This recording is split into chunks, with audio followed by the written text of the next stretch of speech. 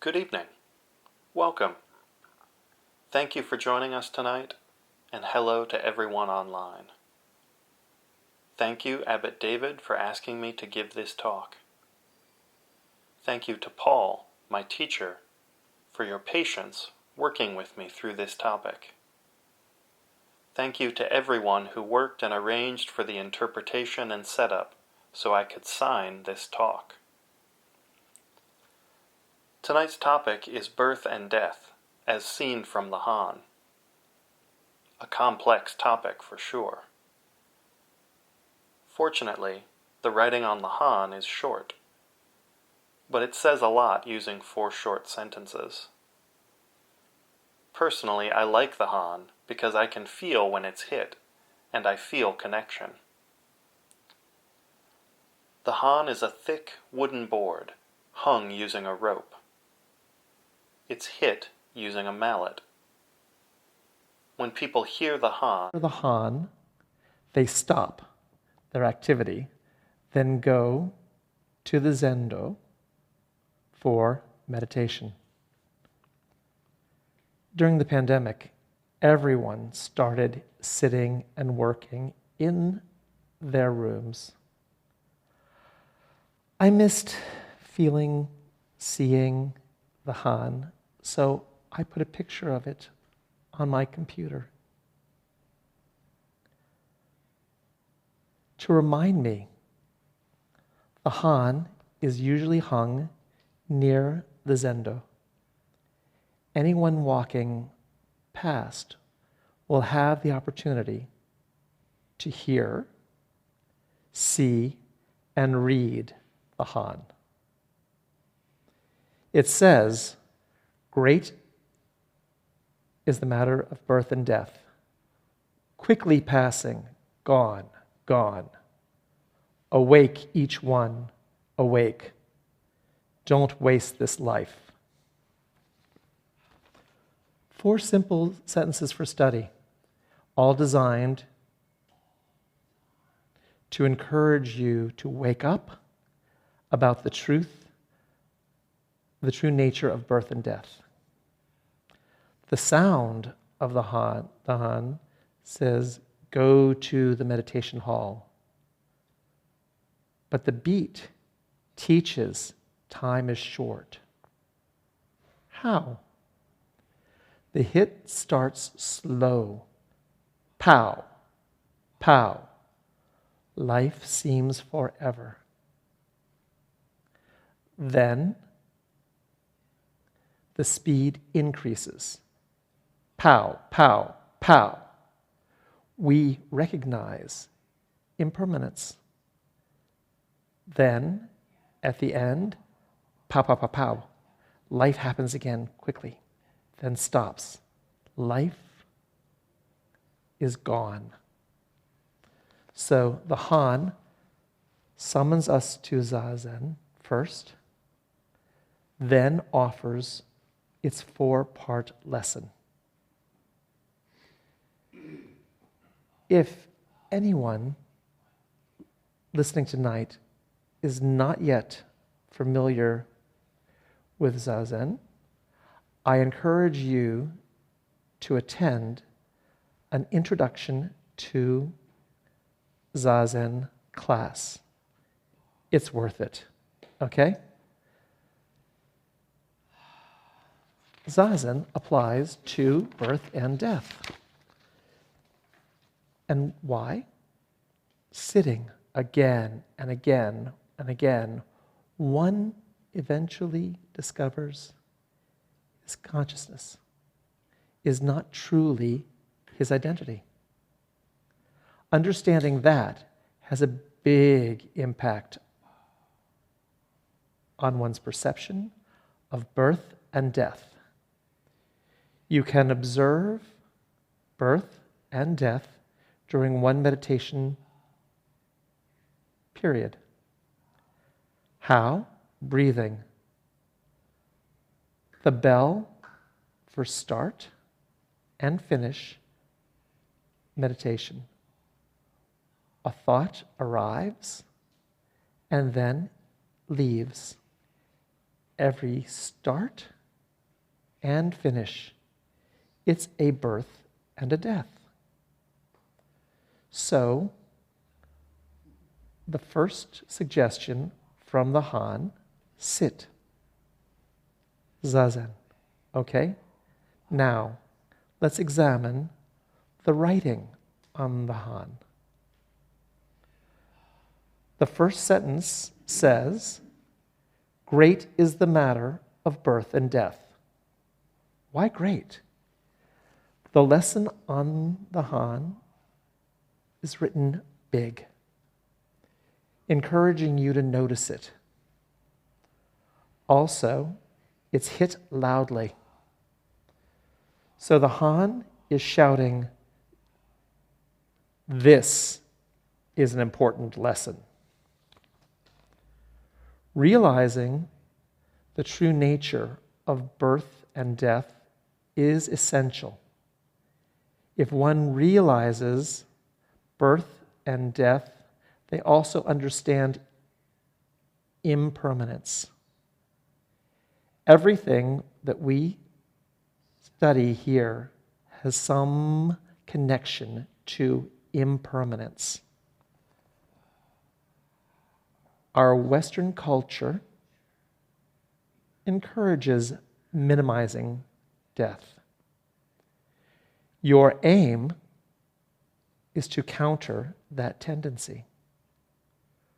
We can't explore birth and death until we open the box and start unpacking it.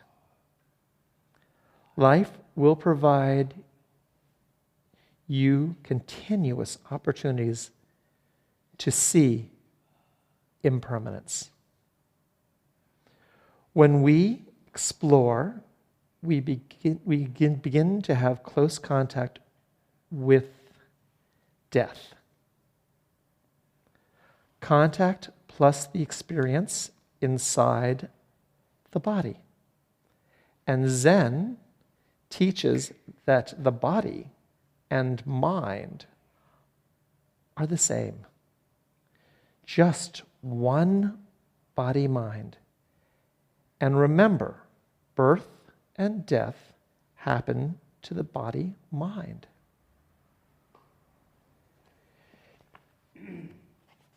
Use the same non-dual approach for birth and death.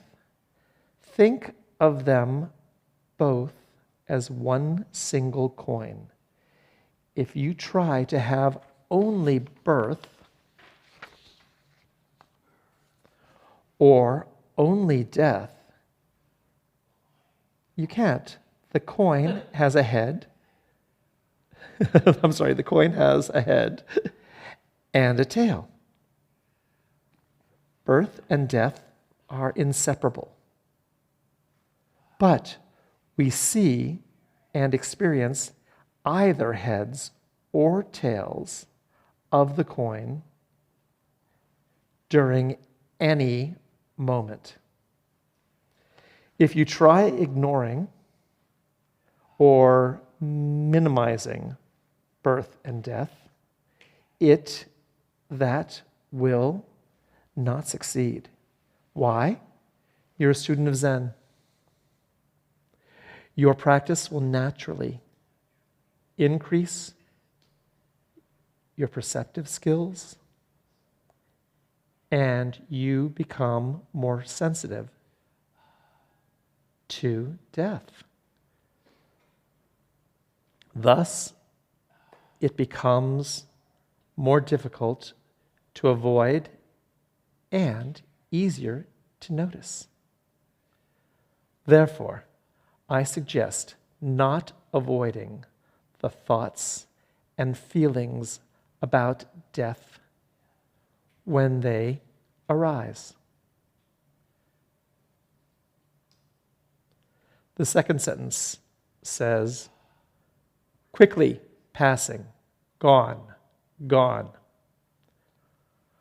Our human life allocated for practice, it's not a long time. Our situation and attitude. It can change our perception of time. Sometimes time seems fast, sometimes slow. Wanting things to exist different than now can affect our perception of time. So we procrastinate and waste time. Gone. Time flows ahead, never back. So the whole sentence says, life is flowing ahead quickly, and you can't get it back. Okay, the third sentence says, awake, each one, awake. This sentence might be understood to mean become enlightened. Or maybe wake up to the reality of birth and death. Which one? No matter. My personal opinion, all are immersed in enlightenment. Like a fish in water. Fish swim immersed in water. They are not searching for water. We are also immersed in our natural environment. But the request seems for us to awaken to the true nature of birth and death specifically. Then it says, each one. That means the responsibility. It's personal. It's yours. Why? Birth and death are probably the deepest and most serious topic for anyone. You don't need to search for it. Same as the water. We are immersed in it. The fourth sentence says, don't waste this life. Zen practice, it's not the same as most Western religious practices. Why? Zen offers a path. And then encourages you to examine that path during your journey. There's no promise of bliss or life after death. Zen is a natural practice and used here and now. It applies directly to our experience of life. So, when the lesson on the Han says, don't waste this life, it's talking about not avoiding the here and now. Don't rely on a future that is not here. And the past is gone, never to return. The future is not ahead there, waiting to arrive here. No, we only have now. Not wasting your life means living here and now. The Han reminds us to fully penetrate birth and death and not avoid them. We change our minds through meditation and practice. Eventually, it becomes our flesh and bones. But how does the concept become bone deep? Practice. For example, the first paragraph of the Genjo Koan offers an excellent summary of practice. We start from a view of many and then progress to a view of unity, and finally leaping beyond both. So let's read the first paragraph. Signing in English, word for word, using ASL is impractical. So I need a volunteer to read a part, and I'm going to use my interpreter.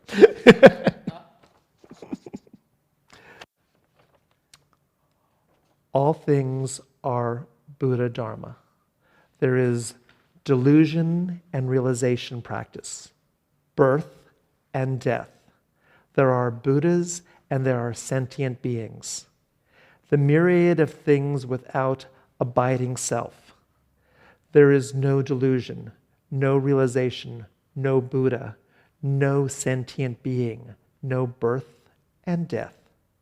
The Buddha way is basically leaping clear of many and the one, and thus the birth and death. Thank you. Okay. Thank you. If I apply only the parts of birth and death, and simply it says, all things follow the laws of physics. So we experience birth and death, but all things have no permanent self.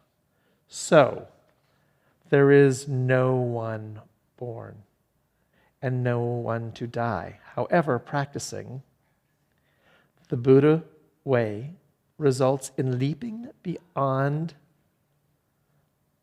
the many or the one. Therefore, we experience birth and death. We begin our relationship with birth and death by paying attention to our environment. We become involved in it. Remember the past. When we were children, we saw death.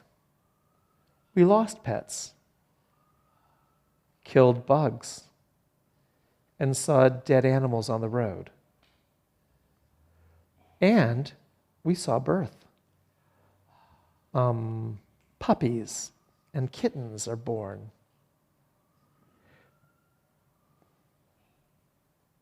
Babies are brought home, and we went to funerals.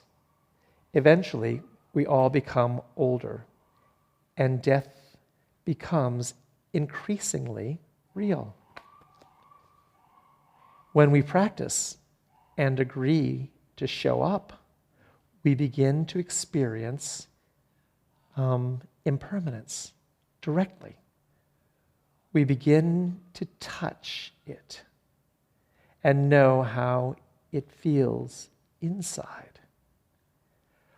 Our learning becomes real and personal. We begin to experience no permanent self. First, we experience birth and death from the viewpoint of the self, then from the viewpoint of the no self. That's when Dogen says we don't exist. He says, if we have no permanent self, who is born? Who dies? I believe that means we don't exist how we think we exist.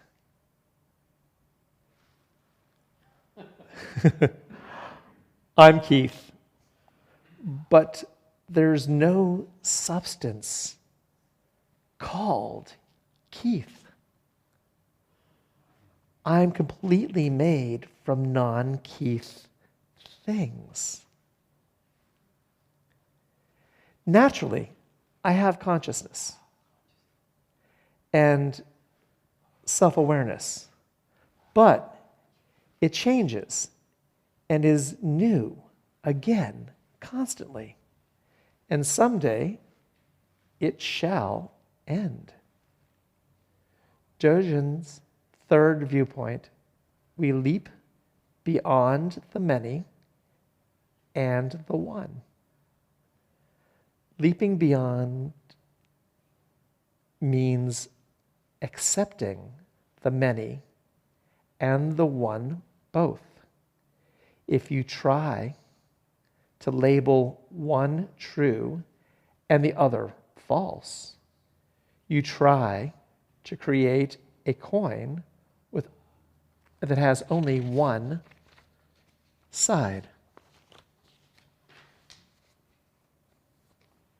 Dogen says we leap beyond both. Thus, there is birth and death. Interesting. It proves impermanence is non-dual. But that last viewpoint is different from the first viewpoint. It's from a non-dual perspective, from a perspective that has no opposite. You either have no coin anymore, or if you do have a coin, you know that both sides exist together, not as opposites, but just one coin. Dogen calls this the Buddha way.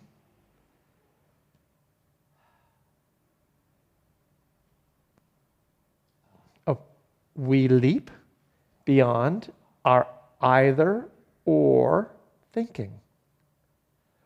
The Buddha way is taking up 3 viewpoints and 8 ways of developing practice.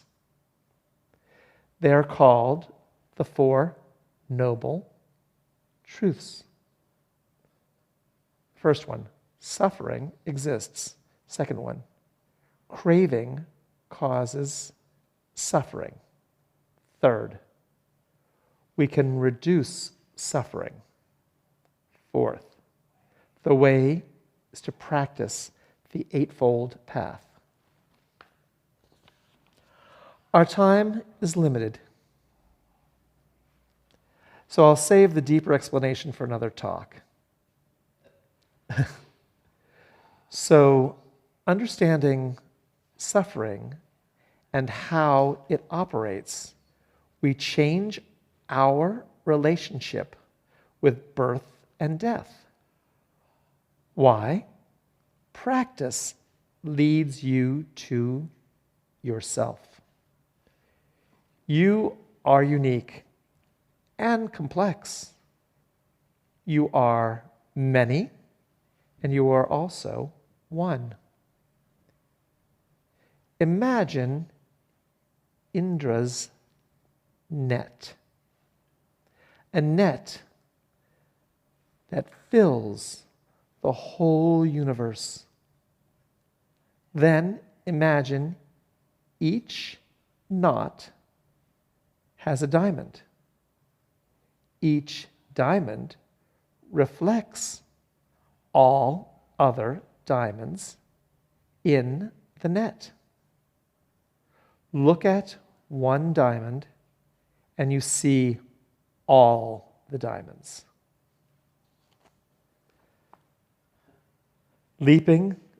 beyond both concepts. You're neither or and both. You are interdependent. Nothing exists independently. I have my identity, and I depend 100% on everything. One very popular example is the ocean. There's only one ocean in the world. There are several seas, a myriad of waves, but just one ocean. If you examine a wave, you understand it's always just the ocean rising up. A wave is born. It grows and grows, and maybe enjoys other waves. Maybe it forgets it's truly the ocean. Maybe it's fun to forget. Why? So it can enjoy exploring. Enjoy its wave nature. But eventually, it will crest. And then, back into the calmness and the unity of the ocean. You can't fully understand birth and death using your limited mind. But by staying present, you will notice birth and death appearing over and over, giving you the opportunity to see their true nature. Thank you.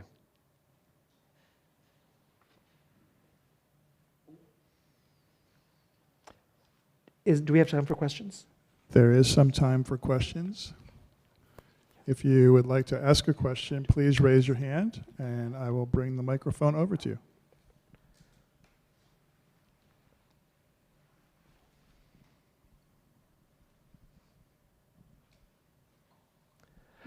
I guess we'll go home.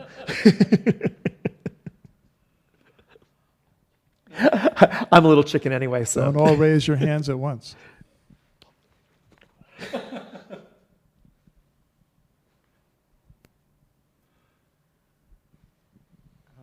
Thank you. Can you hear me? Yeah.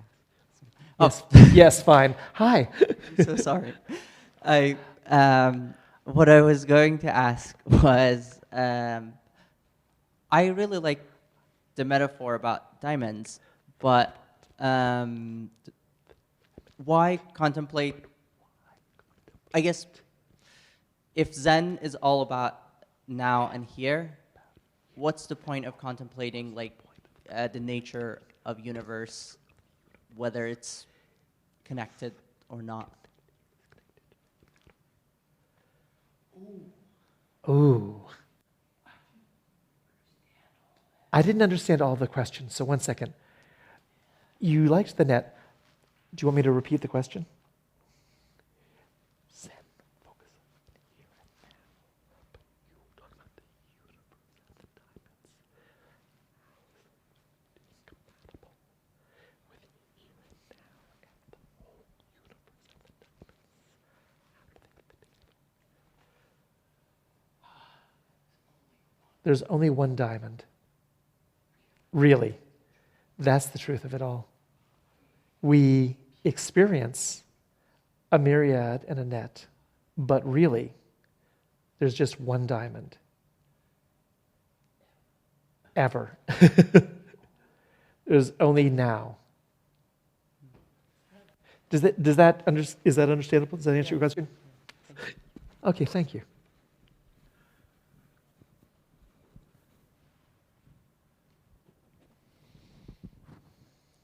We have time for one more.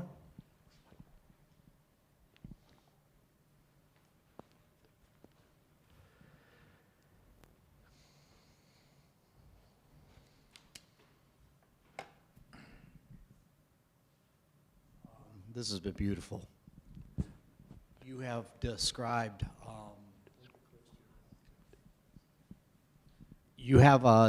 the second noble truth as craving.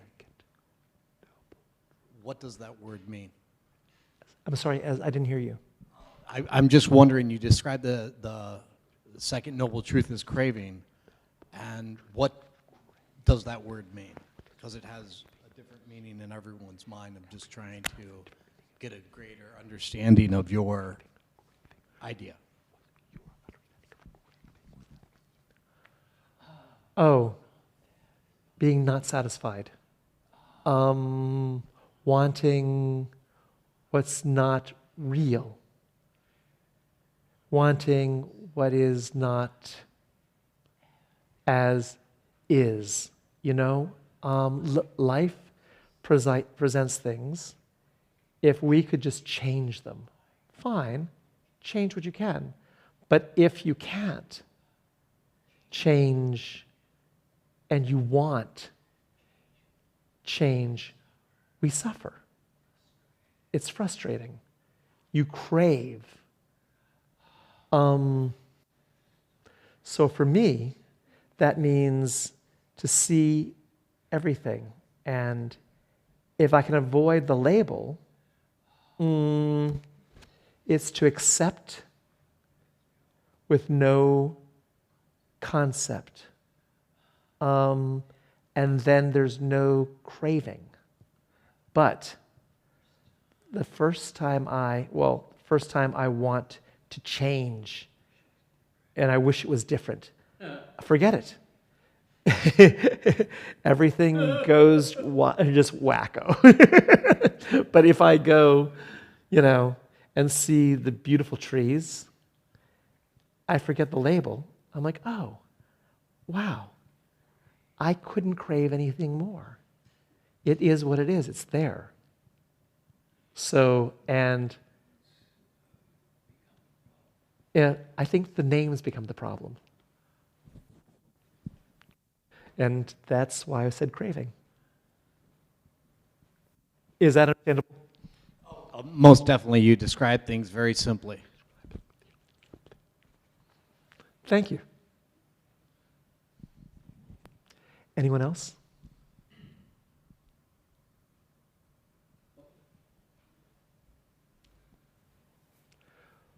Oh, one of my favorite people.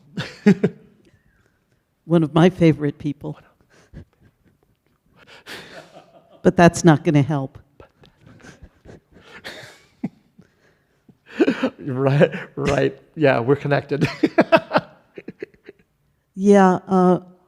How does Zazen help with craving?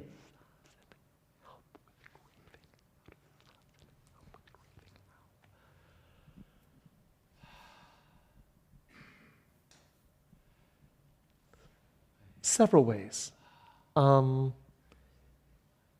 If I have a craving and I don't reject it and I accept it, well, that's my craving for now. If I observe my feelings and I watch, it's not connected to me. It helps, Zazen helps not craving when I learn the flow through life. Again, as I said before, as is. That's so important. We're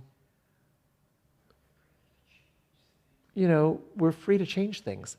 And if you feel you want things, that craving is different from a preference. And that's okay, having a preference. I like chocolate better than vanilla. So who doesn't? But if I want this chocolate, and I can't have it. I'm setting myself up for suffering. So, and I lose the opportunity to taste really good vanilla. You know? So Zazen helps with that craving. By learning to watch, accepting this and letting go if I notice. Not pushing it away, but just letting go softly. Chocolate, huh? I got you with chocolate, okay. Ooh, probably making other people hungry too. And that is all the time we have. Thank you, Keith. Oh, thank you.